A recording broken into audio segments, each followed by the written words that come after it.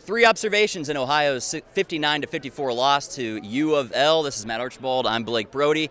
Matt, first observation, man, this game came down to a lot of 50-50 balls, loose balls, rebounds that were just off the tips. This Ohio team, for lack of a better word, butterfingers tonight from this Ohio team. Yeah, Blake, I mean, we thought coming in they might lose the rebounding edge, and they did. No huge surprise there. What really stood out, and Coach Gross agreed with us, you know, they come down with the rebound. They're about to go down the floor, and then it hits a knee, or they just don't look it in. It's almost like a shortstop not looking a grounder in, hits off the heel of his glove, there's an error. I mean, they dropped a lot of balls tonight, and Gross, after the game, agreeing with us, difference in the ball game. The difference in the game at the end of the day was the +8 rebound margin, and a stat sheet doesn't show a loose ball or 50-50 ball margin, but my hunch tells me without watching the film that they got more of those than we did. Just looked like Ohio was playing a little bit sped up tonight, and you can understand that going on the road against the number 7 team in the nation. You got to go for everything you got. Second observation.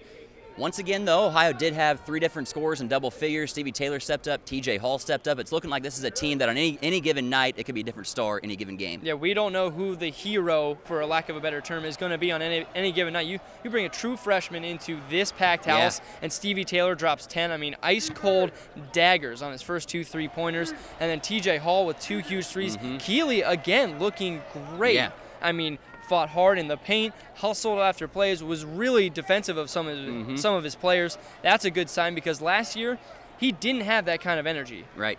Gross said, yeah, he looks rejuvenated. It certainly does so tonight. And then, Cooper, shut out in the first half, drops 16 tonight. Looked great. Yeah, and Keeley, he's coming off the bench right now. He'll be a starter sooner rather than later. He keeps playing like this. Third observation, hey, this was a packed house, 20,000 plus here packed into the KFC Yum Center. A chance for this Ohio team. Could have been really rattled, could have played their worst game of the year instead. Might have even played their best game of the year coming in a loss. This is a team that's not easily rattled. Yeah, this team's not going to take a moral victory, but for fans and everyone else, you can walk away with something to hang your hat on. This team was down 9 after a huge run by Louisville. I couldn't hear myself think. I know you couldn't hear yourself think. Yeah. I don't know how the players would have communicated on the court. Yet they respond with a 17-2 run in the building of the number 7 team in the nation. That says something. I mean, this team showed guts. They showed heart.